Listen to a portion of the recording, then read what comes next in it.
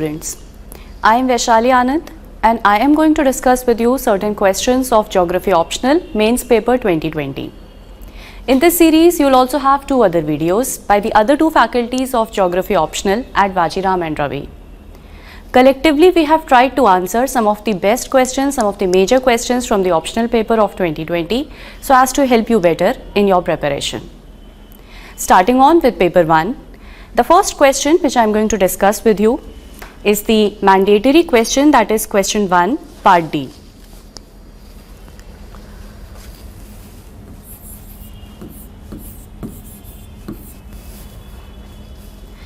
The question reads, which factors influence the growth of wild plants in India and discuss their economic significance? What we understand over here is that there are certain keywords. The keywords are, it was more of a direct question.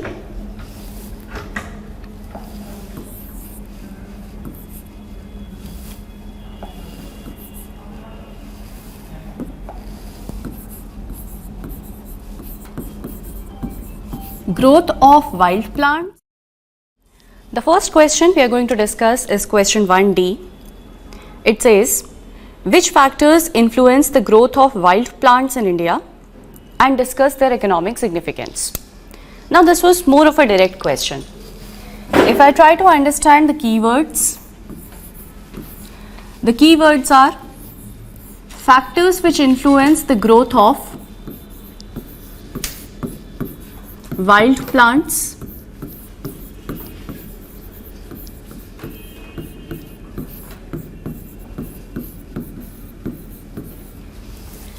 and the second part of the question is the economic significance. We'll move on to this a little later. Now, over here, wild plants is to be considered synonymous to natural vegetation. And that's why I said a direct question from environment biogeography part of your physical geography, wherein you have to simply mention the factors which influence the growth of wild plants or the natural vegetation. In the introduction, when you begin, it's a 10 marker. You do not get scope of a long introduction, therefore an introduction can be a brief one, wherein you write that there has been a classification, there have been various schemes of classification of natural vegetation in our country. And the first scheme was given way back in 1936 by Champion, as per which there are more than 100 varieties of forests in the country, and this was later on modified in 1968 by Champion and Sate, as per which there are more than 200 varieties of forests in our country.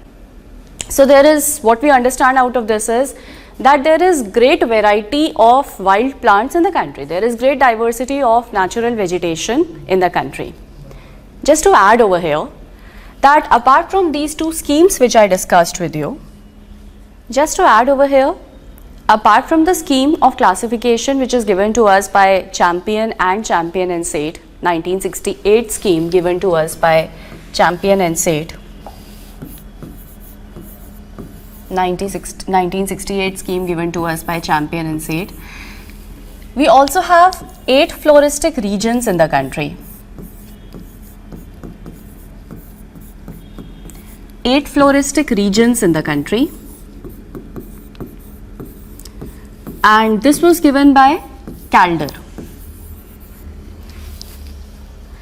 So the point we are trying to drive home over here is that basically there is this great diversity of the natural vegetation in India.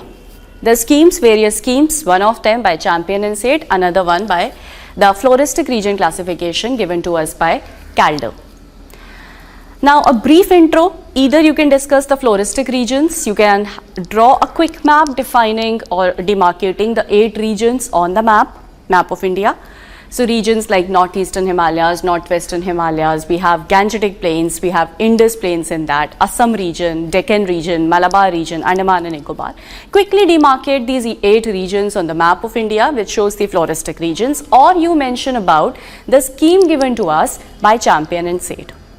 That takes care of the brief intro, which is the demand of a 10 marker like this. And then you move on to the main part of the question, wherein it asks that what are the factors which influence the growth of wild plants in the country. So the factors which influence the growth of wild plants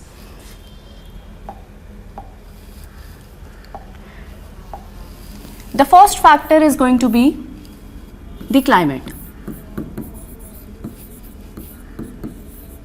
Both abiotic and biotic controls are important, which influence the growth of wild plants in the country. So the first factor is going to be the climate. In climate, we have the control of rainfall, we have the control of temperature along with sunlight. Rainfall and temperature along with sunlight. Of course, in the Indian setting, rainfall has a more dominant control as compared to the temperature.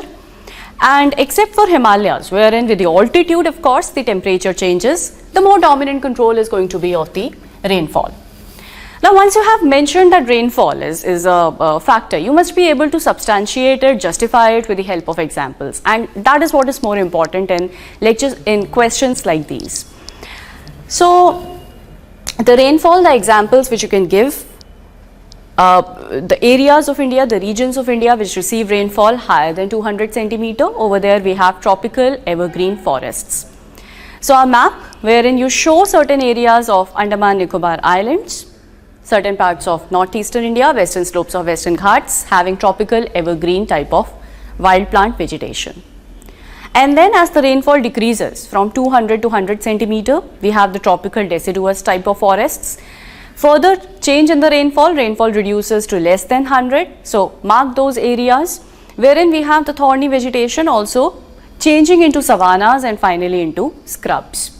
So you can have a map over here wherein you show the different areas of the country receiving different amount of rainfall, and based upon that, what is the kind of natural vegetation, that is the kind of forest type which is found over there. That takes care of the first factor, which is the climate. The second factor which will control the growth of, which will influence the growth of wild plants is going to be that of topography.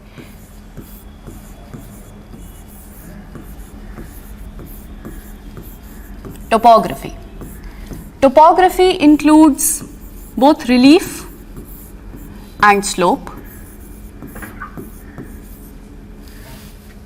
And the example over here are the montane forests. So whenever the altitude is more than 1000 meters, we have the montane forests, be it of Himalayas, be it of Western Ghats, the hills of Western Ghats and those of Eastern Ghats. Again, you have examples to substantiate. Rather in Himalayas, as the height keeps on increasing, the natural vegetation, that is the wild plants, they keep on changing from tropical to subtropical to temperate and finally to alpine when the height is more than 2500 meters. So quick examples again to back up your second point of topography. The third point, the third factor which you can mention is soil. So edaphic factors. Now in soil, give the example of mangrove forest, again a kind of wild plant. In mangrove forest, in the brackish water conditions, in the intertidal zone, we know that we have got a different type of soil which tries to control the growth of wild plants over there. And I am sure that all of you have mentioned these three abiotic factors which try to control the growth of natural vegetation or the wild plants. Another factor, another biotic control which you can mention is the human factors. Human factors. In human factors, give the example of an ecosystem of Shola forest and grassland ecosystem.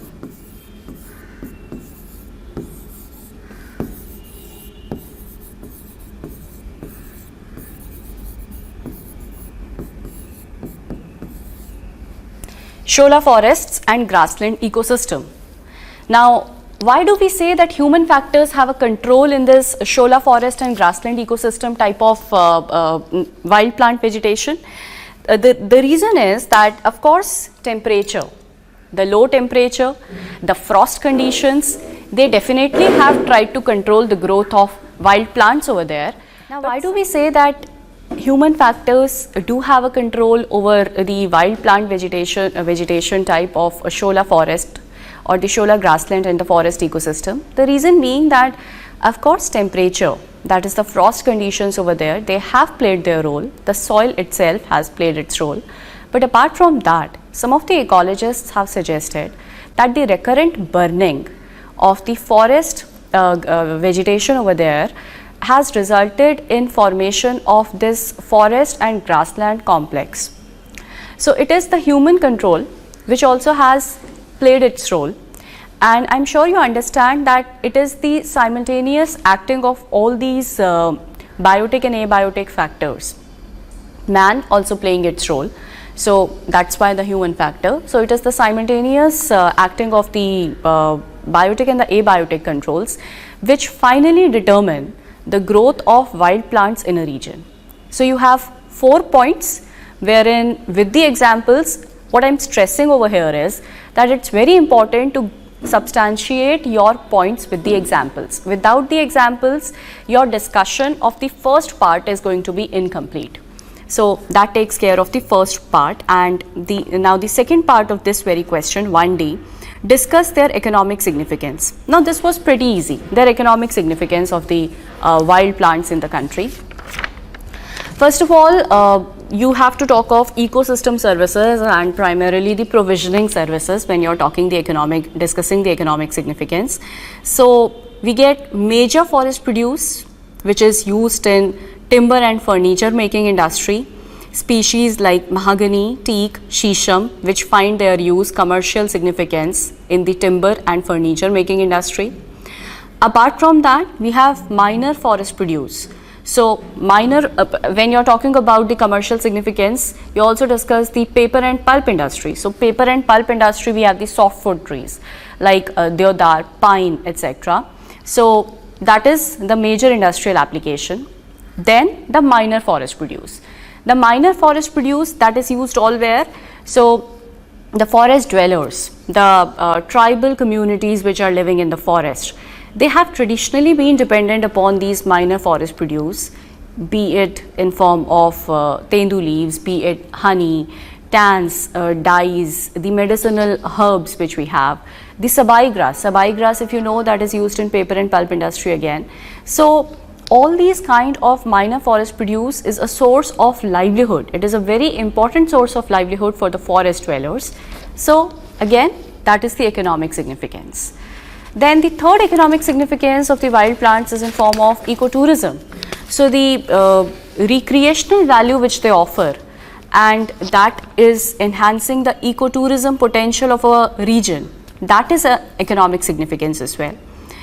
And when you move towards the conclusion, you can mention over there that the significance of the wild plants in the country, the economic significance is not just direct. Direct is the top 3 points which I have already mentioned. The economic significance is also indirect, and the indirect economic significance is in form of host of ecosystem services which are provided by these wild plants in the country. Climate regulation is one such ecosystem service.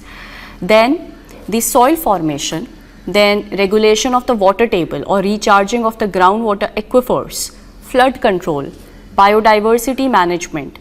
All these are the indirect economic significance, because they in turn, every activity of man in turn is dependent upon one or the other natural resource. So that's why they also have a great role too. The indirect economic significance also has a role to play. And that's all. That's the 4 points in the first part of the question, 3-4 points in the second part of the question. A good 10 marker gets taken care of.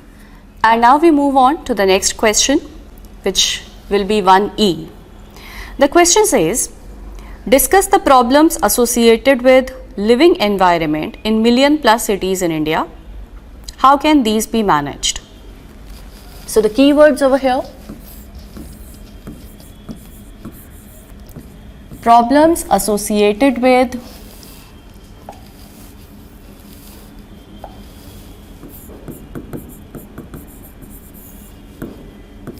living environment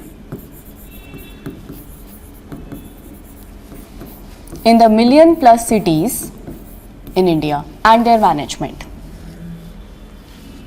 Now there is a certain context to this question. I look at the statistics of 2011 census, and the statistics tells me that there are about 5100 towns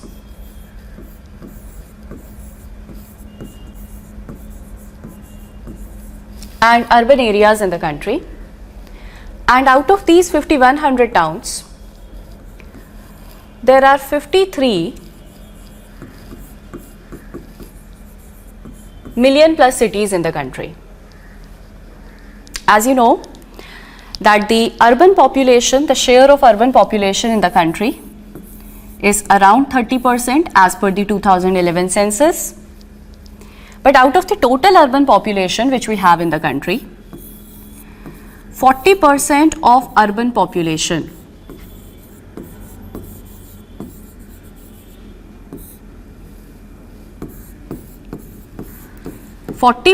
of urban population is living in these million plus cities. Now, we often say that India needs to go for balanced regional development. There are imbalances, regional imbalances in growth in our country that needs to be taken care of. When we say that there are regional imbalances, we are often referring to the imbalances in the growth of cities vis-a-vis the rural areas of the country. That is, the villages of the country have not been able to keep up pace with the growth rate of the cities. But a point we are trying to drive home over here is that there are uneven patterns of growth even in the urban areas in the country, because there are just 53 million plus cities in the country which are supporting about 40% of the total urban population. And in that context, this question has been asked, because now these million plus cities which are supporting a big chunk of the urban population have certain unique challenges, in form of floods, in form of heat waves, and the examples of these we have seen. We have seen when urban flooding takes place. Most of the examples are from these million plus cities. Then when COVID happened, so pandemic, that was the time when the million plus cities, because of high density of the population, were more in news. So in that context, this question is to be understood. Now you discuss the first part of the question, which is the problems associated. The first problem which you can mention are the socio-economic challenges. Now socio-economic challenges mean the poverty, the inequality, informal labor, and then this population which has migrated in distress from rural to urban areas, this also does not have adequate urban amenities. So urban amenities in form of urban housing, a dignified urban housing, and that is why we have the emergence of slums in the million plus cities. So Dharavi in Mumbai is a glaring example of that, or for that matter, the segregation of the urban spaces into two different areas, the one for the haves, the one for the have-nots. That is again a manifestation of the large scale urban poverty which we have in the million plus cities. And this was very much conspicuous during the reverse migration which happened at the time of lockdown last year from the urban to the rural areas. This becomes the very first challenge of the living environment, because socio-economic inequalities means that there is indignified living for the urban poor. So that is to be mentioned as the first point, I would say. Then the next point can be, and you can also club the first 2 points, that is the urban amenities point and the socio-economic challenges, because the two are interlinked to one another. The third point is about the pollution problem. So we have air pollution, water pollution, we have solid waste management disposal challenges which the cities witness. Then you can also discuss the urban heat island effect, and there are examples. Delhi, again, one of the most polluted cities, million plus cities globally, the most polluted capital city in the world. And water pollution, discuss about the water pollution of Mithi river of Musi river of Hyderabad, Mithi river of Mumbai, and Yamuna in Delhi. So give examples, solid waste management, give examples of the Deonar landfill site of Mumbai. Similarly, for every problem which you are discussing, very important over here is to substantiate that with examples. in the first point also, when you're discussing about socioeconomic challenges, you can discuss that the World Bank in its 2016 report had said that the urbanization which is happening in South Asia, particularly India, that is messy and hidden. Messy because large percentage of the population, urban population, is poor, and we have the 2011 census which itself says that there are 65 million Indians which are living in slum-like conditions or in slums. And then it is hidden because there are many urban areas which have urban-like characteristics, but they do not have adequate, they do not have sufficient urban infrastructure. So that is what is meant by hidden urbanization. So all these reports which you read, all these newspaper articles which you read, whatever you come across in these articles or reports, those points are the ones which are to be used in questions like these to make a difference in your answer. This kind of answer wherein you keep on dropping terms like the World Bank report or the 2011 census statistics, this gives an edge to your answer, and that makes your answer different. That makes your answer more competitive as compared to that of others. And the last point, which is a very important point, is the increasing vulnerability to disasters, more so in the times of climate change. So the million plus cities, they often witness disasters like urban floods. Urban flooding is one of the most talked about disasters in our country. You can give ample examples over here. Hyderabad has faced it, Bengaluru has faced it, Chennai, Delhi also, parts of it has faced problem of urban floods. Make sure that the examples are from million plus cities and not from any city in general, because the question is very specific to million plus cities. And then when you talk about this increasing vulnerability to disasters, please do mention that the pandemics like COVID have actually aggravated the threats which are faced by million plus cities, because it is in these million plus cities that the population density is very, very high. So too many containment zones in Delhi, or the whole region of Dharavi becoming a containment zone and the COVID hotspot, is again an example of how these million plus cities and the high density clusters of these million plus cities are at increased risk in times of pandemics like COVID. So again, that takes care of, you have 4 points in the first part, that takes care of the first part of the question. Now we move to the second part. In the second part of the question, you have to mention what are the solutions. So in the solutions, I would say that once you have a thorough understanding of the problems, the solutions become easy.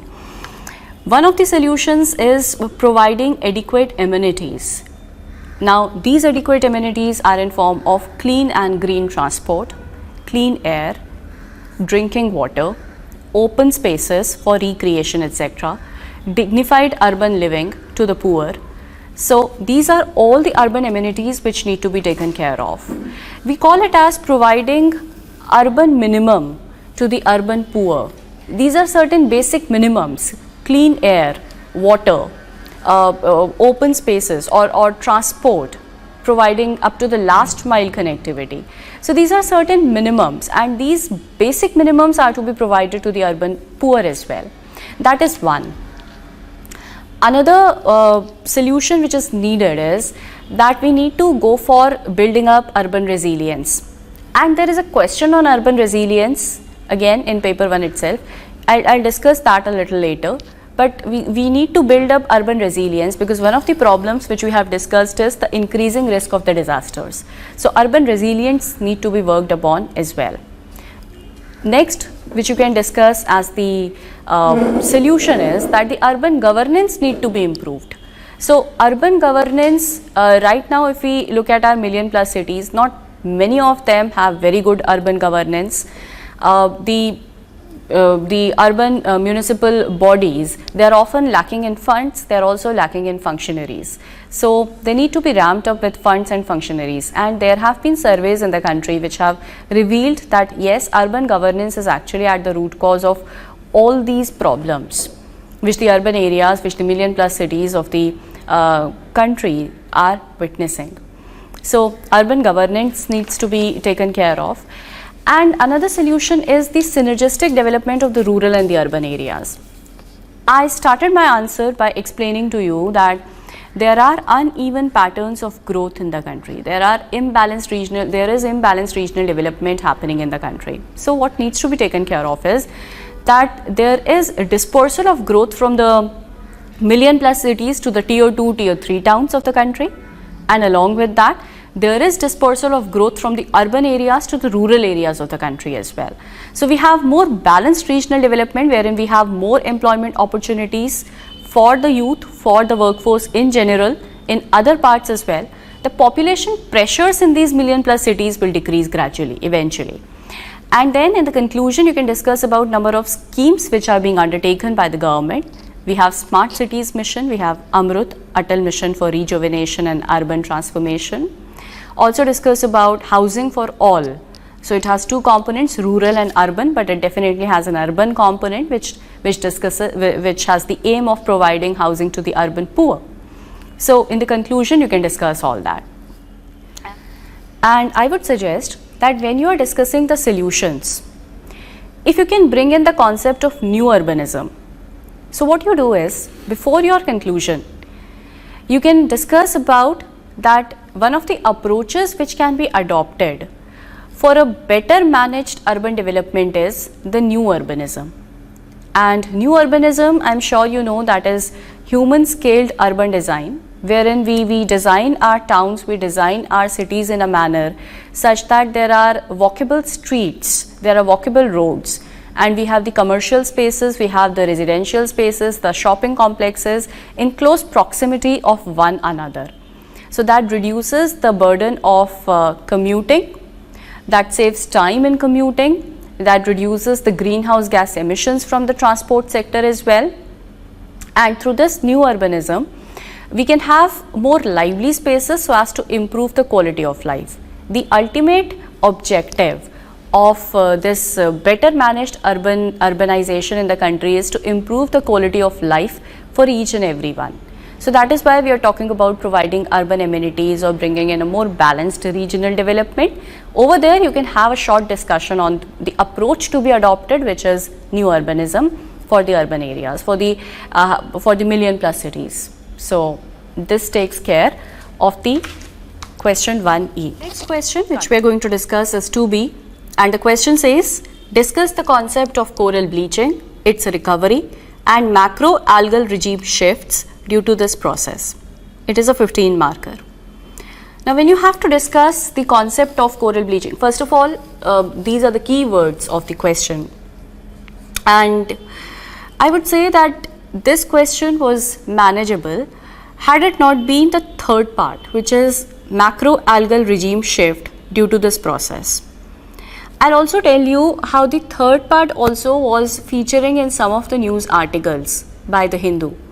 But probably when you're reading across those news articles, you wouldn't have paid attention to this particular term of macroalgal regime shift, or this particular phrase macroalgal regime shift was not used per se, but a discussion was made on macroalgae and how macroalgae is behaving because of coral bleaching. So that was the trickiest part of this question. Apart from that, barring that, this question was is something which is basic, which everyone knows. So the concept of coral bleaching, you have to discuss about what it means, that is the definition, and along with definition you discuss the causes.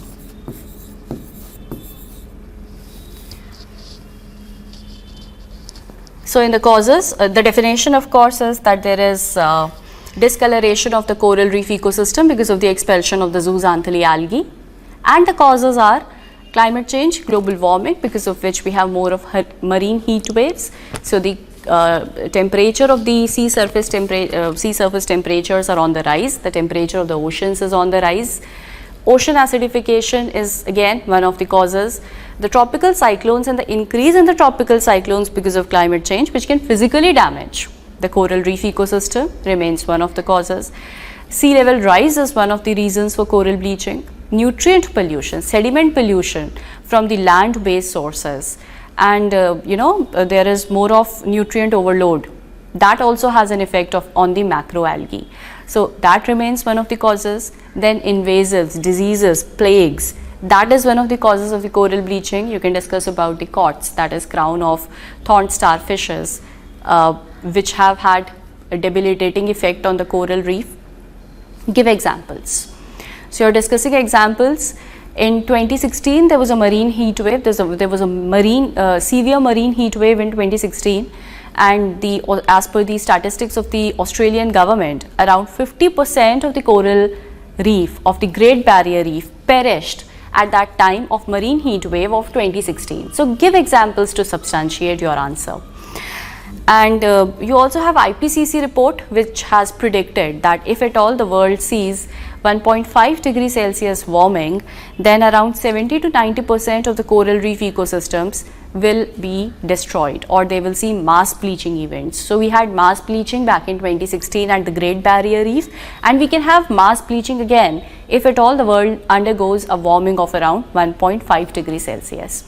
So give examples again. More examples mean that your answer looks like a thorough answer, as a answer which as the student who has well read his content. So the examples are going to substantiate your answer, your content much better. Right. Now the recovery. When you're talking about the recovery,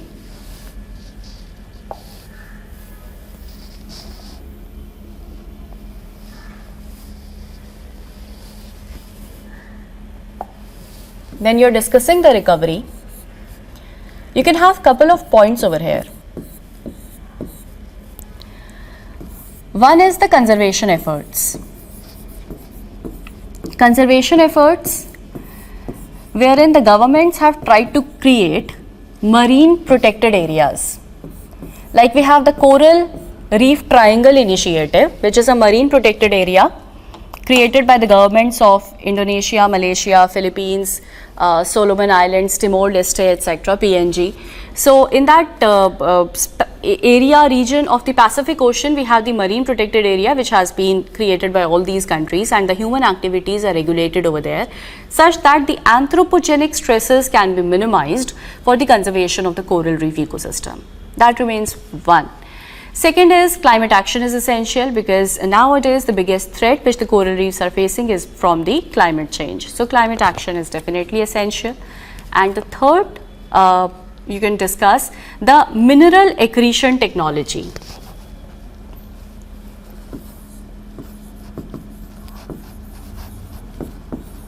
Climate action becomes the second, and the third which you can discuss is the mineral accretion technology. Now this has been in news recently, and I'm sure you all have read it. It is also called as bio-rock technology, which makes use of the process of electrolysis, and through the electrolysis there are limestone accretions, calcium carbonate accretions, which are made near to the coral reef ecosystem, which helps in the faster growth of the coral reef and restoration of the entire coral ecosystem. It is also called as coral restoration. It is also called as coral farming. So you have 3 points wherein you discuss what are the efforts for what are the recovery methods. And now we move on to the third part of the question, which is the macroalgal regime shift. Now what has been witnessed is that as the coral reefs are undergoing bleaching, the expanse of the macroalgae, that is expanding. What we are witnessing is that as the corals are facing stresses and the corals are undergoing bleaching, now corals are getting replaced by the macroalgae. Macroalgae is multicellular, it is marine, it can be of various colors, brown, blue, red and green. If you have heard of kelp forests, kelps are an example of macroalgae. So as the corals are undergoing bleaching, we are seeing that over there macroalgae is spreading, and these are called as this is what is meant by the regime shift in the macroalgae. That is, the areas which were areas of the ocean which were earlier inhabited by the macroalgae are now witnessing the growth of macroalgae, because the overall biodiversity is decreasing as a consequence of coral bleaching. So that is what is meant by, and these corals are also called as regime shifted corals because their regime has been reduced because of coral bleaching and later on by the spread of macroalgae. I said that this was getting featured in some of the articles of the Hindu. Yes, there were certain articles of the Hindu because India is going for certain scientists are going for bio-rock and mineral accretion technology experiment along the Gulf of Kutch for coral reef restoration. In that context, in the past 1 year or so, 1.5 years, there have been certain articles in the Hindu where they have discussed mineral accretion technology and they made a very slight reference to macroalgae shift, regime shift. Like I said, they did not use this phrase and that's why this question became tricky for the students. But that is what is meant by macroalgae regime shift because of coral bleaching. So this takes care of our question 2b, and now we move on to the next question. We discuss the next one, 4c. The question is, discuss the human response to and management of hazards and disasters in India. And it is a 15 marker. In the introduction, you can write about the hazard risk vulnerability assessment of our country, that is the risk profile of India. So India faces multi-hazard vulnerability because of its geographic, physiographic and climatic conditions. And this is as per the National Disaster Management Plan. So the plan gives us a risk profile of the country wherein around 60%, 58% to be specific, area of the country is facing the risk of moderate to very high intensity earthquakes. Large parts, around 12% of the India's geographic area is vulnerable to annual flooding. Around 68% of the country's area is vulnerable to droughts. And then we have other types of, these are the coastline, 5,700 kilometer of the coastline of the country is prone to cyclones. Much of it is prone to tsunamis as well. And apart from these natural disasters, India is also vulnerable to man-made disasters. The man-made disasters are the CBRN, chemical, biological, radiological and nuclear. It is vulnerable to these as well. And the National Disaster Management Plan says that because of unscientific urbanization, because of fast urbanization, population growth, deteriorating environmental conditions, the vulnerability of the country to the hazards and the disasters is on the rise. So, intro, it is a 15 marker. You get the luxury of writing a little longer intro if needed. So, an intro wherein you specify the hazard profile of India. And then you start discussing about the management of hazards, the human response to and the management of hazards and disasters in India. Now, this disaster management in the country, you must know that it has undergone a paradigm change since the Indian Ocean tsunami of 2004. It has undergone a paradigm change since this event of Indian Ocean tsunami of 2004. So prior to that, the disaster management approach was focused upon what to do after the disaster, but after that, there has been a sea change wherein the attention of the functionaries of the governance of the administration has moved to the pre-disaster stage. So the human response has changed from the post-disaster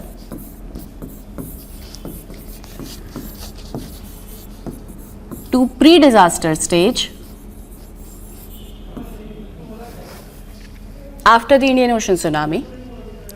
Earlier, this approach was a reactive approach.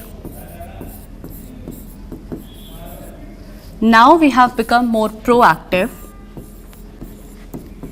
And for certain disasters like tsunami, like cyclones, India's disaster management efforts are exemplary. But definitely the management of disasters across the nature, across all kinds of disasters is not even.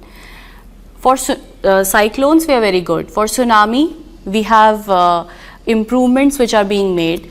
But for certain other kind of disasters, probably for which the Himalayan region is at risk, like earthquakes or like glacier lake outburst flood, landslide lake outburst flood, avalanches, we are not that well prepared.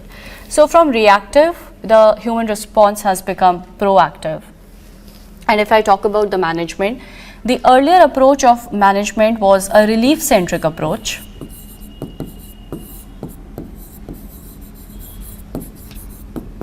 Relief-centric approach.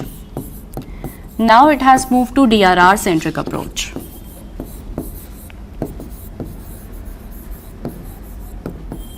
DRR-centric approach.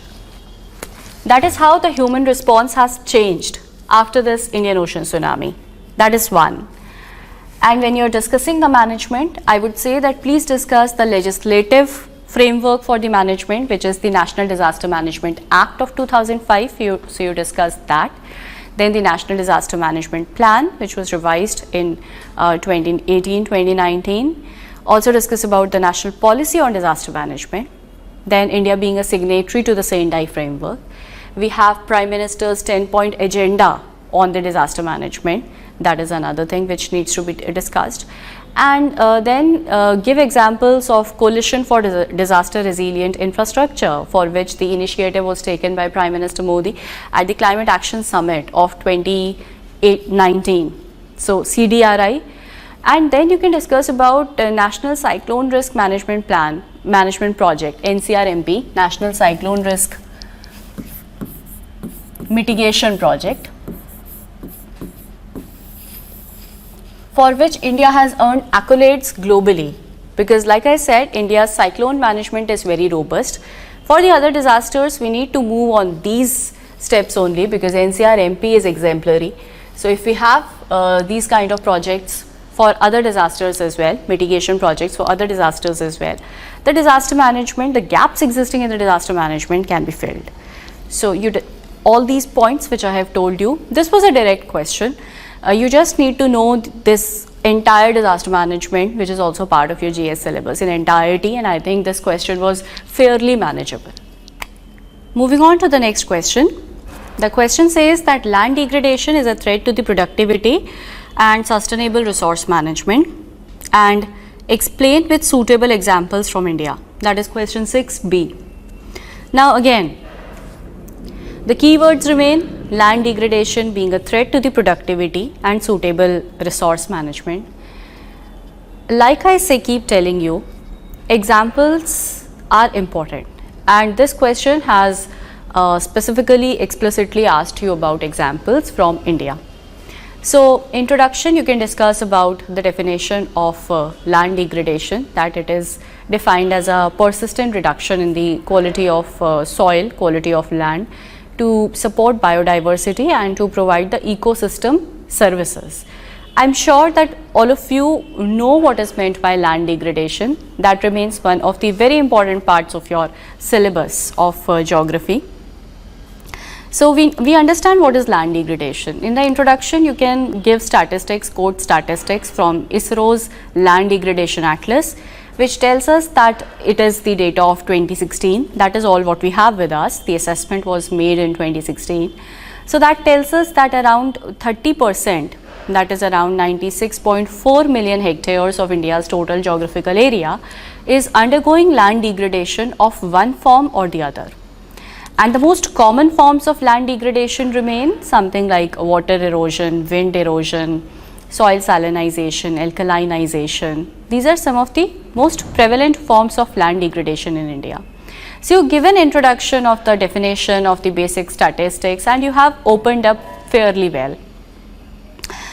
And then you start discussing the examples. So, or you start discussing how land degradation compromises the fertility of the soil, how it compromises the ability of the soil to support biodiversity, to support ecosystem services like water table regulation. And when you are discussing all these points, quick examples, there are examples which you know. So examples like the Chambal Badlands, so Chambal Badlands of Madhya Pradesh, districts like Shiopur, Morena, Bhind, all these districts have been ravished by land degradation. We have gully formation, ravine formation over there. Government has made number of attempts to revive, to restore the land, but many of the attempts have been futile. Now there is another effort which is going on, initiative which is going on by the government for restoration of the land. So that land cannot be used for agriculture because the fertility of the soil has completely been compromised, and in the absence of industry over there, that region has seen widespread unemployment and crime as well. So the sustainable resource management becomes challenging when we have issues like land degradation. Another example from Punjab. So the southwestern districts of Punjab like Muktasar, Fazilka, Bhatinda, etc. These have witnessed degradation in the form of salinization. And in 2015, there was a report by parliamentary panel which stated that the crop yields in Punjab, they have decreased by around 5 times if we compare with the crop yields of 1970s. So vis-a-vis 70s, in 2015, the yields had decreased by around 5 times. Again, like I was telling you, that land degradation compromises the fertility of the soil. So the resource management, sustainable resource management means that the fertility is intact, that the ecosystem services are being provided, but once we have the waterlogged soils, and waterlogging is also prevalent in that part, southwestern part of Punjab. So once we have the saline waterlogged soils, agriculture cannot be done over there and the land is rendered useless, again leading to income depletion, leading to decrease in the income for the farmers of that region. Another example can be from the mining states of Jharkhand and Goa, because that atlas by ISRO tells us that more than 50%, around 65% of the total geographic area of Jharkhand is undergoing degradation, and 52% of the total geographic area of Goa is undergoing degradation as well. So when such large extent of the state's area is undergoing degradation, and what remains the reason? The reason for that is mining. So the mining wastes which are generated, there is unscientific disposal of those mining wastes, leading to large amount of soil pollution in these states. So that again leads to problem of pollution, leads to not just of the soil but of the groundwater table as well, and it becomes a challenge for the sustainable resource management. And if you can think of more examples wherein we have land degradation in form of the landslides in the Western Ghats and in the Himalayas. So 2019, the state of Kerala had witnessed more than 50 landslides. There were 65 landslide events. The districts like Wayanad, it had witnessed some incidents of crumbling hills and people dying, and the entire cropped area coming down with those crumbling hills. So it is not just devastation of property, it is devastation of life, it is devastation of the future prospects of those people earning their income. So this again can be a very good example for discussing the land degradation example. And then you move on to the conclusion. In the conclusion, I would say that you can write about how India is a signatory to the United Nations Convention to Combat Desertification. The 14th COP of UNCCD was hosted by India in 2020, and India there has voluntarily made a commitment that it will restore around 26 million hectares of its degraded soils by 2030. Apart from that, India also has made a commitment to go for land degradation neutrality by 2050. India will go for land degradation neutrality, and by 2030 India will India will restore around 26 million hectares of its degraded soils. So using terms like land degradation neutrality, bringing in the recent COP UNCCD COP 14 which has been hosted by India, is something which has not been directly asked by the examiner, but you can always discuss these extra points which you know in the conclusion to enrich your answers. So this takes care of the 6B. We move on to the next question of paper 1, question 7A. The question asks you, discuss the concept of urban resilience in the context of planning for sustainable development with reference to towns and cities of India, and this was a 20 marker. Now, there is a lot of context to this question. These terms like urban resilience, they have been the talk of policy circles, policy makers for a long time now. We look at the reports by UN Habitat, we look at other reports by United Nations which are with reference to sustainable development.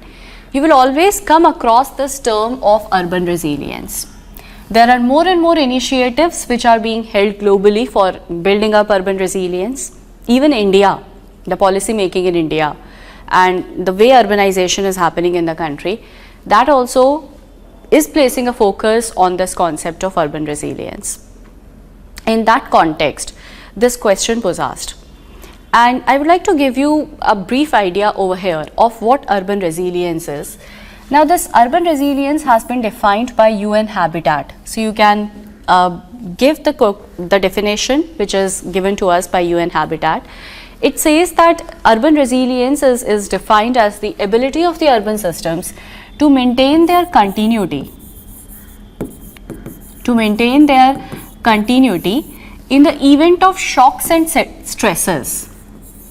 In the event of shocks and stresses, while aiming to move towards sustainability. So, urban systems, they are able to maintain the continuity of their functions, administrative functions, industrial functions, commercial functions, political functions. So, they are able to maintain the continuity of their functions in the event of these shocks and stresses, and at the same time they are positively adapting towards sustainability as well. Now, over here, these shocks and stresses, globally what we are witnessing is, not just in India, but globally what we are witnessing is that the urban areas, the cities and the towns, they are prone to number of shocks and stresses. And similarly in the case of India as well, because India is urbanizing very, very fast. So, Indian cities are also vulnerable to number of shocks and stresses. We have seen the example in form of COVID-19 pandemic which struck us. The cities were the hotspots of proliferation of the pandemic in the early stages last year. You first of all define what is urban resilience. So, once we say that it is able to maintain the continuity of its functions, this resilience entails two things. It means that at the time of an event of a stress, whenever there is a stress or a shock, the damage which is caused by stress or shock is less, and at the same time the recovery period is short.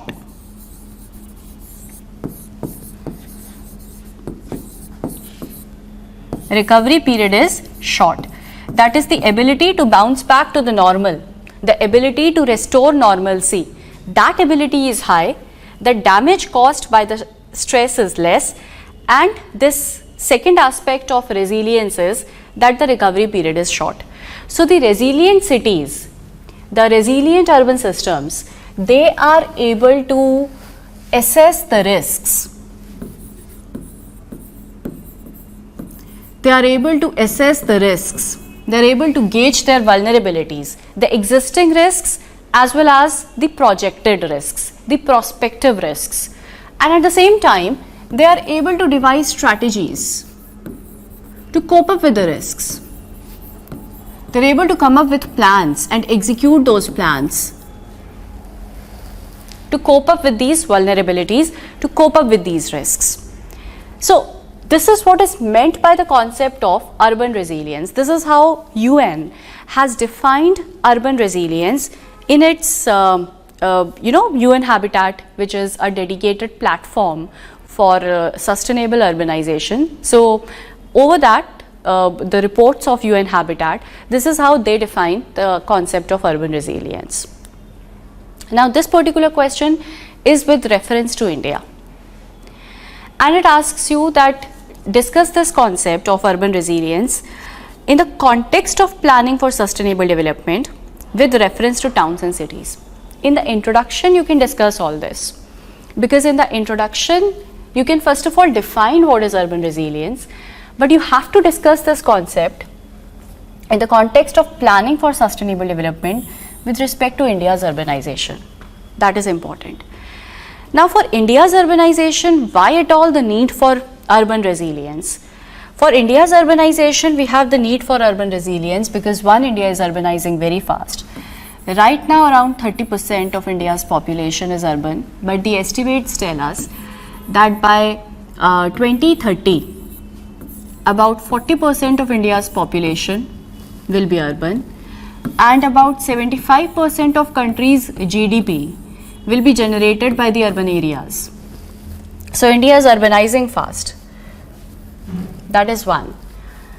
Certain other estimates tell us that by 2046, more people will be living in urban areas as compared to those of rural areas, as compared to those of villages. So we'll have dominance of urban population by 2046. So we for sure know that urbanization in the country is happening very, very fast, and this urbanization entails with it lot of challenges. And we discussed these challenges, some of these challenges, when we discussed question 1E. At that time I also made a reference that I'll be talking about urban resilience in some time. So now we are talking about urban resilience in detail. So these challenges, first of all, we have the environmental challenges for urban cities, not just for the million plus cities, but in general we see that the Indian urban areas face environmental challenges.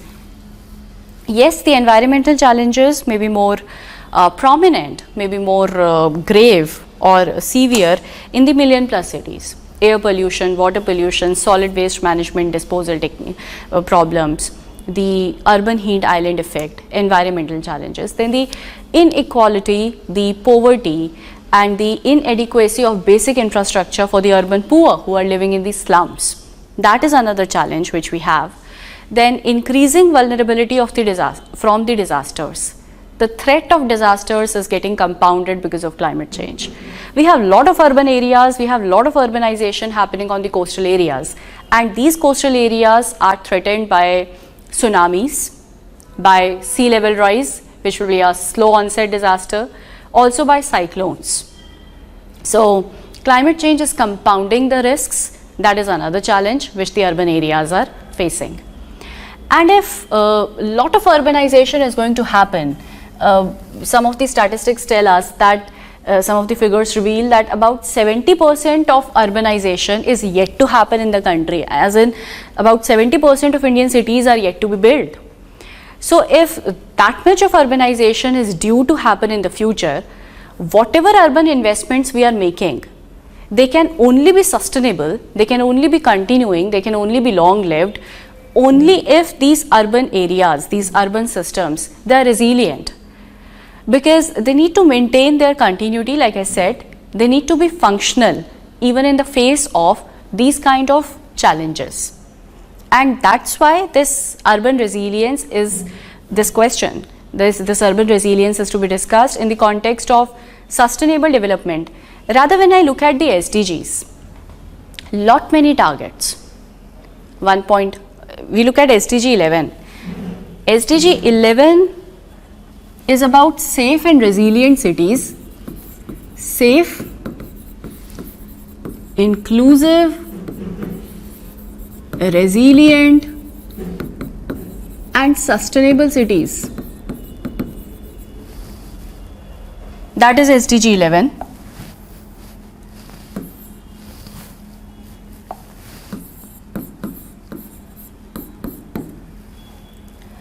I look at target 1.5, for that matter 2.4, 11.5. All of these are in one way or another talking about resilience. This is for food systems, food insecurity. Again, for urban poor during COVID, food insecurity was one of the challenges which they faced. So this is for food security. You need to have resilient food security options being available to your population. This one is for cities, this one is for poverty. Again, this is for the poor specifically.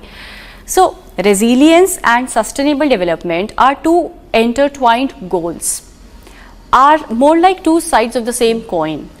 Sustainability cannot be ensured in the present times if we do not have urban resilience as one of the components of our developmental trajectory.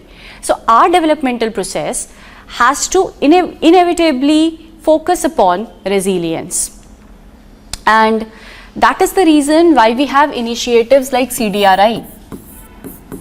CDRI says that I am giving you an example. You will have another opportunity to discuss CDRI in the answer. But when I say that the sustainability and resilience are intertwined with one another, they are two sides of the same coin. That is why when we talk of infrastructure in our country, the investments in the infrastructure are only sustainable. The investments in the infrastructure only make sense when we have that infrastructure as disaster resilient.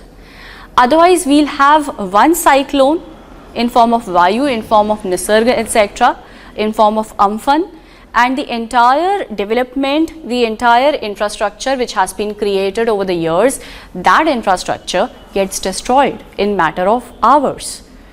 So, the two concepts, they are quite interlinked to one another. The holistic urban development calls for urban resilience. The sustainable urban development should have urban resilience as one of the components. And then what are going to be the features of this resilient urban development? There should be climate smart development, because climate change is one of the big threats. So, there should be climate smart development. Then the disaster resilient infrastructure should be constructed. Apart from that, we should have provision of, like I said earlier in question 1E, that urban minimums, the basic minimums should be provided to urban poor as well. There should be universal access of basic minimums to everyone, and there should be, we need to ramp up our governance for that. Urban governance need to be ramped up for all this. The environmental challenges need to be taken care of. CDRI can be discussed at this point in the answer, and this is how you give examples and you quote certain statistics, and this takes care of question 7. And what are the solutions for improving the urban resilience and going for sustainability in our urbanization process? We need to have climate smart solutions. We need to climate proof our cities, we need to climate proof our towns as much as possible. Floods, urban flooding, droughts, heat waves, droughts in the form of heat waves. I mean, water scarcity remains one of the challenges. The cities witnessing having the threat of day zero, that is looming big on the cities. So, climate smart solutions is one thing. Then we need to provide basic minimums to all, to the urban poor as well, for their dignified living. So, inclusion, dignified living for everybody is another feature of this urban resilience, because last year we have seen this, it has been evident that the worst hit at the time of adversity are going to be the poor. So, if an urban system is to be resilient, the poor need to be included in that urban planning program. Apart from that, we need to take care of the future, the governance now becomes important, because we need to take care of the future inflows of migrant population into the urban areas. The planning which is being done today is not just for the present, it is for the future as well. And we need to, if we are planning for the future, we need to have certain statistics of how much of inflows are expected into that urban area based upon the past trends or based upon the ongoing trends. So, that needs to be taken care of. The infrastructure needs to be disaster resilient, and over here you can very comfortably discuss CDRI. All this, if it is taken care of, then we can have resilient urban systems, we can have sustainable towns and cities, and that is the need of the hour as well, because India is fast urbanizing, much of the urbanization is pending, much of the investments will go into urban areas. Those investments make sense only when the cities are resilient and the process can be sustainable only then. So, this takes care of question 7E and 7A, sorry. And with this question we have discussed paper 1. I have discussed some of the questions of paper 1 to give you an idea how you can write your answers, better answers, how you can write more quality content in your answers. We'll now move to some of discussion on some of the questions of paper 2.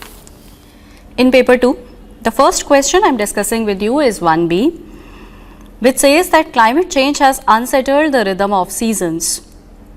Comment with examples and empirical evidences. So this is paper 2, not to tell you over here that the examples and the empirical evidences, they need to be from Indian perspective. Okay, this was a 10 marker, a mandatory question. First of all, it says that climate change has disturbed the rhythm of seasons. And by seasons over here we mean two things. One, how the seasons are placed. There are 4 seasons, how they are placed, their duration, that is one aspect of rhythm. And the second aspect of rhythm is going to be the seasonal meteorological activity. Both have got disturbed. The duration, the onset, the end of the seasons is getting disturbed, and in those seasons the meteorological activity is disrupted as well. That is what is meant by that climate change is altering, it is disturbing or unsettling the rhythm of seasons. And you have to explain that with, again, substantiate that with examples, with empirical evidences. Now you can give your introduction that India has a seasonal rhythm of 4 seasons, and these 4 seasons, you know these 4 seasons. So the entire climate system is impacted by number of factors. India's climate is determinant upon number of factors like the land sea temperature differential, the temperature of ocean water, Indian Ocean, Pacific Ocean, and then southern oscillations, that is the ENSO which we have in form of El Nino. Apart from that, Madden-Julian oscillation affects Indian climate as well. Then upper air circulations, they have an impact on Indian climate as well. And all these factors, be it the ocean temperature, be it the El Nino activity, Madden-Julian, or the upper air circulations, all of these determinants are getting affected because of climate change. They are getting disrupted because of climate change.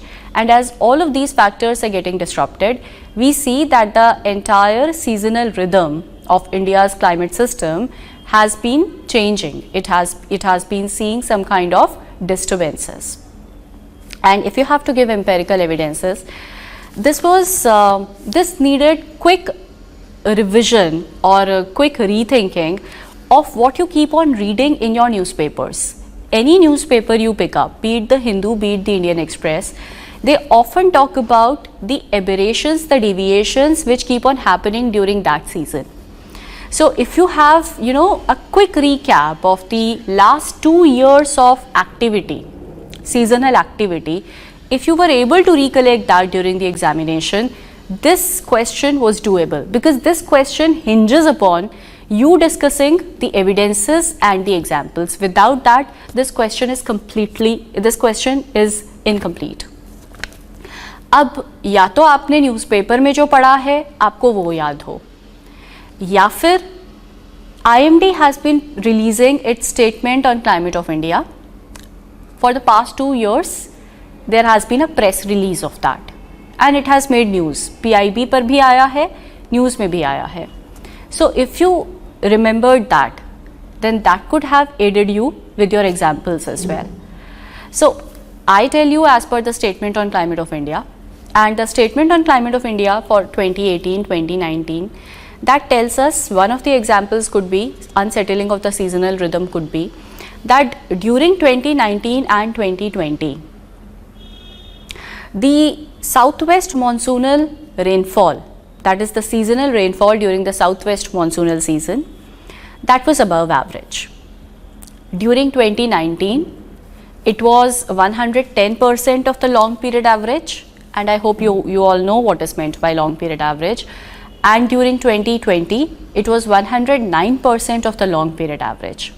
That was more than average. But what is more surprising for 2019 is that overall India got 110% of the LPA during that southwest monsoonal season. But in June, there was a rainfall deficit of around 33%. And there was, if you remember, then in 2019, there was late onset of monsoon during 2019. 2020, the monsoon onset was on time, but 2019, the monsoon onset was delayed by around a month for many areas, or by around 20 days for the peninsular India as well. So June, the country witnessed deficit of 33%. But overall for the southwest monsoonal season, there was a excess, and it was more than the average. It was 109% of the long period average. This is one empirical evidence of unsettling of the seasonal rhythm.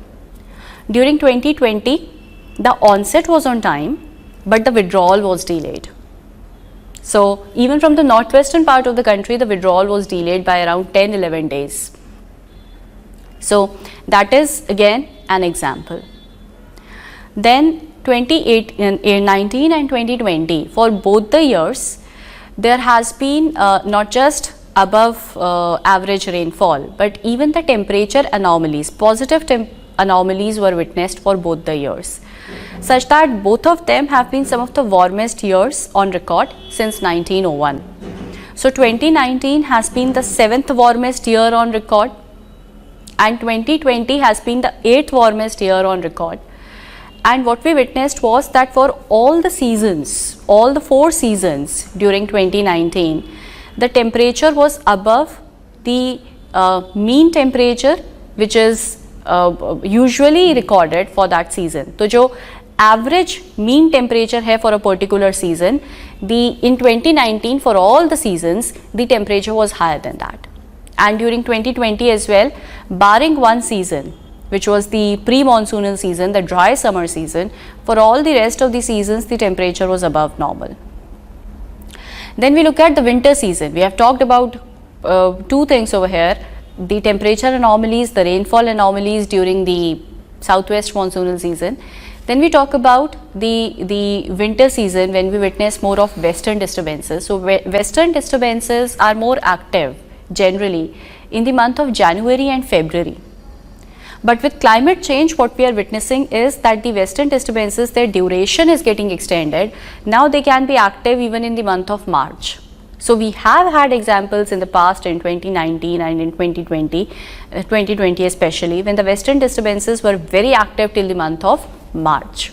So the duration, I said, and IMD has said that this season of western disturbances is getting prolonged, extending from December to March, which earlier used to be more frequent during the month of January and February. So again an example of how the seasonal activity or the seasonal rhythm is getting disturbed because of climate change. Then another example of this climate change impacting the seasons is, we look at the cyclones. Now climate change is making the cyclones more ferocious, it is making the cyclones more frequent. That is a well-known fact. But what we are seeing, how the seasonal rhythm is getting impacted, one, the Arabian Sea has become more active. Arabian Sea was less active earlier as compared to the Bay of Bengal. More of cyclones were formed in the Bay of Bengal region, and they impacted those eastern states, coastal states of the India. But now we see that even the Arabian Sea has become more active. And the cyclone season is because of climate change, the Arabian Sea has become more active. And not just that, the cyclonic season runs from around April to November, but there were lesser cyclones during the southwest monsoonal season per se. More of cyclones during the retreating monsoon season, and more of cyclones during the dry summer season, that is before the onset of monsoons. Rather, the most ferocious of the cyclones India has witnessed during the pre-monsoonal season, the dry summer season. But now with climate change happening, we are seeing these low pressure systems being formed over the oceans, over the Arabian Sea, even during the monsoonal season. And we have 2 examples. 2020 we had cyclone Nisarg, and 2019 we had cyclone Vayu. Vayu was a very severe cyclonic storm, which means that the low pressure system was an intense one, and this Nisarg which impacted Mumbai was a severe cyclonic storm. This is again an aberration, this is again a deviation from the normal. So this is how the seasonal rhythm, through certain examples, whatever you remember, I may have quoted some other examples, you may find some other examples to be more applicable. So whatever you can think of, but what's more important is that you do not just simply discuss how climate change is impacting India, but from the seasons, many of the students have ended up doing that, but from the seasons, the seasonal activity and the duration, please pick up these kind of examples which are specific to the seasonal rhythm, and then you discuss that. And the question reads that avalanche is a major hazard in the Himalayas. What are its causes and mitigation measures? It is a 15 marker. So in the introduction, you can define what an avalanche is. And we have the standard definition by National Disaster Management Plan, which says that avalanche is a kind of a hydrological disaster. It is a hydrological disaster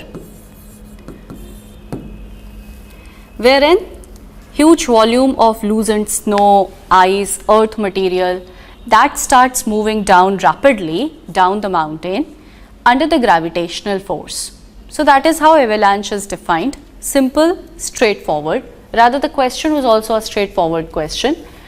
And the opening statement is that it is a major hazard in the Himalayas. So I would say that you can give a map over here which shows certain areas of Himalayas which are prone to avalanches.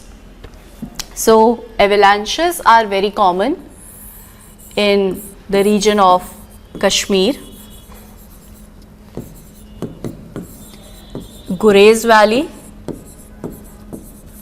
Ladakh, Kargil, Ladakh and Kargil. Then in Uttarakhand, these are common in Chamoli. The avalanche prone areas are Chamoli and the region of Tehri Garhwal.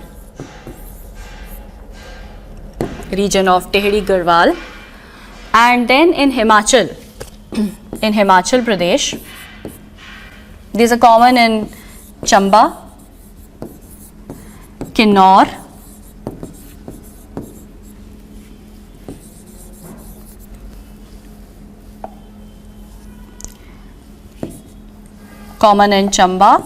in Kinnaur, in Spiti and in Kullu. In Spiti region and in Kullu. So on the map you can show these areas which are the avalanche prone areas of the Himalayas. So you have opened up your answer pretty well and then you discuss the causes. Now the fundamental cause of an avalanche happening is when the gravitational force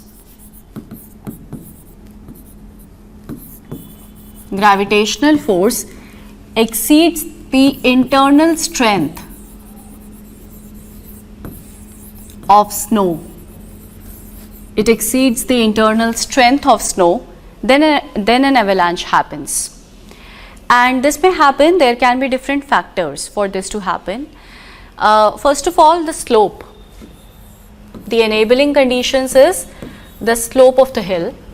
Now avalanches generally happen when the slope of the hill varies from 30 to 45 degrees. If the slope is more than 40, type of slope becomes the first factor. So if the slope is more than 45 degrees, then snow may not accumulate enough because the slope becomes steeper. So snow may not accumulate enough. So the first is the type of slope. Then the convex slopes are more prone to avalanches as compared to the concave slopes. That is the first. The second is that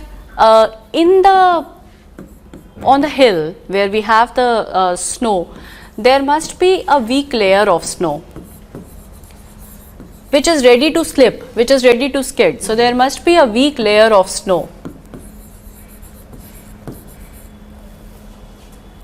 The third is that there must be an immediate trigger. For an avalanche to occur, there must be an immediate trigger as well. And this immediate trigger can be in form of an earthquake. So we have the geophysical changes. This immediate trigger can be thermal changes as well. The gradual warming which keeps on happening can also trigger an earthquake, can also trigger an avalanche. This trigger can also be a loud sonic boom. So a loud sound can trigger an avalanche as well. Then snowfall, very heavy snowfall in a short duration that increases the loading rate over the hill, the mountain. And in that case as well, the gravitational force may exceed the internal strength of the entire hill, the entire mountain. So avalanche can be triggered during heavy snowfall as well, heavy rainfall as well likewise. So these are the causative factors of the avalanches. And then the next part of the question asks you the mitigation measures. So the mitigation measures, we have mitigation measures for most of the disasters, most common disasters in the National Disaster Management Plan. Also, if you have a look at the National Disaster Management Authority's website, NDMA's website, then you find over there that there are guidelines given for different disasters, and avalanche is one of the disasters which is covered by the guidelines. So from the guidelines as well, you can have the mitigation measures. Now the mitigation measures, they first of all should begin with the hazard zoning and mapping through the geotechnical investigations, such that you are able to demarcate on the map at the micro scale, not just at the meso scale, but at the micro scale through the geotechnical investigations.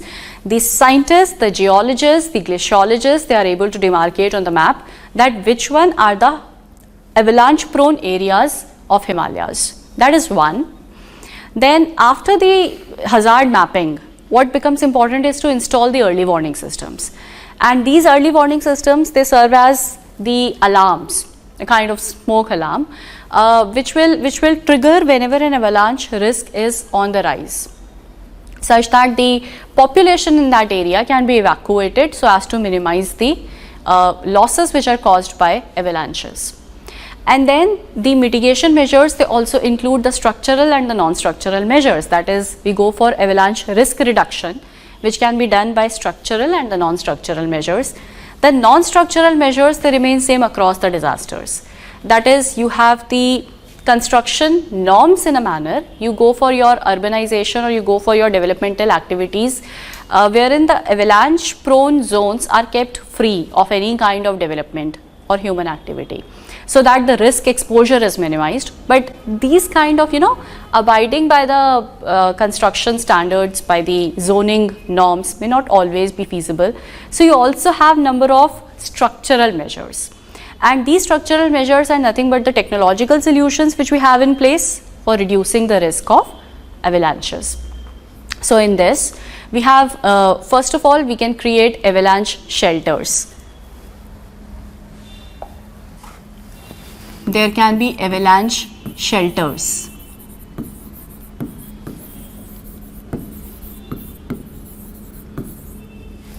These avalanche shelters are usually created over the critical infrastructure, the roads, the bridges, the connecting bridges, which are very important for maintaining the connectivity with the remote areas.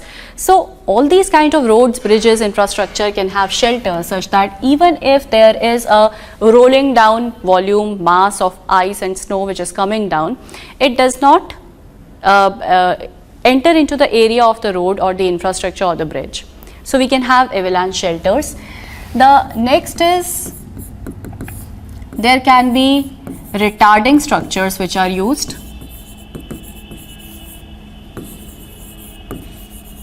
These are basically, a kind of earth wall or snow wall, earth wall or stone wall, and it could be a kind of snow net as well. The basic objective of retarding structures is to slow down the speed of avalanches, because the scientists have told us that the speed which the avalanches can assume can be as high as 200 kilometers per hour. So it is not going to be just the weight, it is the entire momentum of that mass of snow rolling down which is responsible for casualties, which is responsible for causing damage and devastation. So even if the speed is retarded, the velocity is reduced, that can also serve as a mitigation measure. So avalanche retarding structures can be an option. Then we have the deflecting structures. these deflecting structures, what do? They are going to simply deflect away the avalanche from the area of critical infrastructure to uninhabited regions, so that the casualties and the loss to property can be minimized. So we can have deflecting structures as well. And another mitigation measure, the structural one which is used, is controlled explosions. Now these controlled explosions are done to release snow in a controlled manner, in a graded manner, so that the internal strength is all the time more than the gravitational force. And this has its limitations. It cannot be done in the habited areas, but in the unpopulated areas, controlled explosions have been made use of so as to reduce the damage caused by avalanches. So that takes care of the body. And then in the conclusion, you can always mention about how a more proactive approach is needed for every disaster, including avalanches in the Himalayan region, because there have been severe incidents of disasters of avalanches in the past, and how the India being signatory to the Sendai and at the same time Prime Minister's 10-point agenda paves the roadmap, or it gives us a roadmap, paves the way for more responsible management of disasters, including avalanches. So that takes care of a 15 marker like this question on avalanches. We move. The next question is 7B. It was a 15 marker. What are the characteristics of blue flag certified beaches, and discuss their significance for beach tourism in India? Again, blue flag beaches have been in news because India has got certification of blue flag for 8 of its beaches recently, and in that context this question was asked. So blue flag certification, you know, it is given by a non-profit organization called as Foundation for Environmental Education, and it is given to the beaches, it is given to the marinas which have got which are practicing sustainable. So the introduction of this question can be pretty simple. You can simply define what is a blue flag certification. The blue flag certification is a kind of an eco label which is given by Foundation for Environmental Education to the beaches, to the marinas, to the sustainable boat operators which are practicing sustainable tourism, ecotourism. It is an eco label. That is the main characteristic feature. And then these blue flag beaches, there is a criteria. So the characteristics of the blue flag beaches will depend upon the criteria which is there for the selection of the beaches. So the first criteria for the selection of the beaches is that the first parameter for the selection of the beaches is that there must be safe and hygienic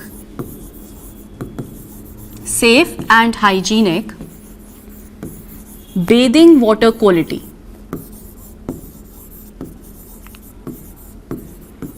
Bathing water quality. This is one of the characteristic features of the blue flag beach. Another characteristic feature of the blue flag beach is that this beach will be environmental friendly because it is an eco label. So this was a no-brainer that it's going to be an environmental friendly beach. The third is going to be that there must be adequate and there must be safe infrastructure facilities which are available. Adequate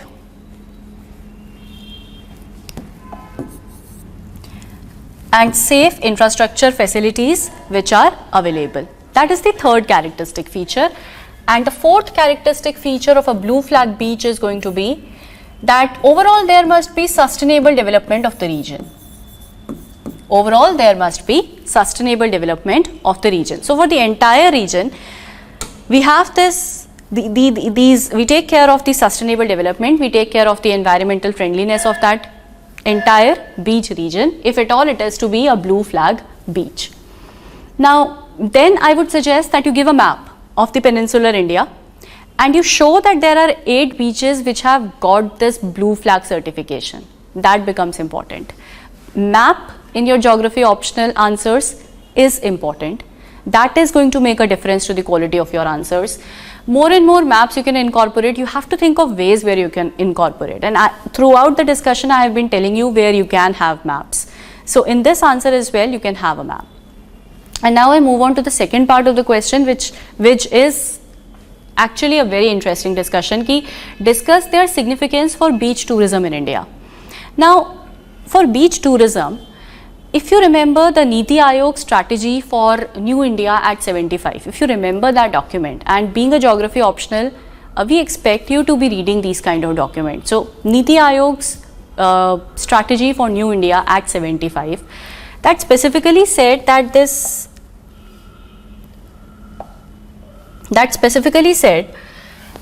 right now the global tourism footfall in India is around 1.2%, but that has to be increased to around 3%. So around 8 million global tourists, they visit India. That has to be increased from 8 million, that has to be increased to around 3%. And in this in this tourism sector, beach tourism or coastal tourism will have a very significant role to play because of India's long coastline. Because of India's long coastline, beach tourism will have a very significant role to play. Anyway, tourism has a multiplier effect on the local economy. Tourism will contribute to a large extent to the employment generation, to the revenue generation, providing jobs to the local youth over there of that area. So, tourism has a multiplier effect. Tourism is needed for India's overall growth in the coming times, and in that, looking at the geographical location, looking at the geography of our country, beach tourism is important. That is one point. Significance of blue flag beaches, because blue flag beaches mean that we have now world class, world renowned beaches, and therefore more of tourism footfall. Second, the second in this is going to be, we look at the location of India in Asia. So South Asia, long coastline, competition from countries like in tourism, competition from countries like Thailand, Malaysia, Indonesia.